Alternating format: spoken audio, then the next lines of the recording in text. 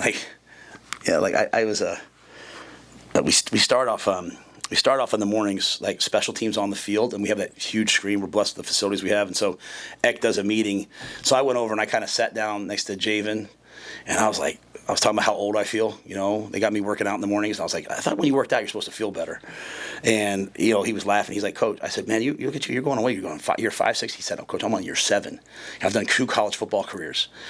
Yeah, I used to watch every player's press conferences. I don't have the time to do that anymore. But I used to love to hear what the players are saying, because if they're saying what I'm saying, then I know we're resonating, right?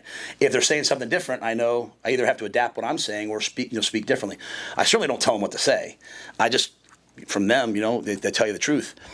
I just don't have the time to do that anymore. But when Javin's on, I love watching him. Like that smile, that beam, he just is. He's a amazing guy. And it was a year ago, right around now. I was sitting there. His dad Toby was in there in the room. He was in there. I was in there, and we were all crying, right? And it was like, man, maybe we'll have a chance to play against USC.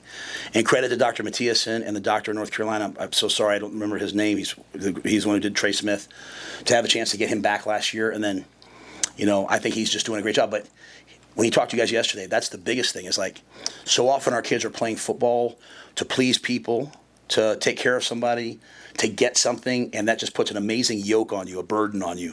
And Javin's playing on borrowed time, right? He had it taken from them. He's playing for the joy and passion of playing, and so that's infectious to those guys. I think for me, like the pressure of this job, not Nebraska, of being a head football coach and of feeling like, man, I walk in the building, there's 100 people every day, staff-wise, and there's 120 players that are depending on me to do a good job. That can make you start to walk around like this.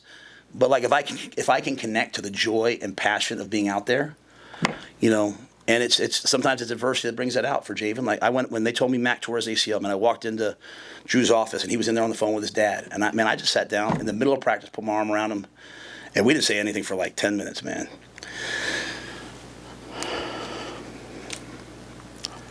So, that's the thing for me. Like, sometimes I might get defensive when people say stuff about our players, just because I see them in those moments, and I know how much they're carrying on their shoulders. And so, when something gets taken away from you, forget it. For me, just remembering, just to have fun with this.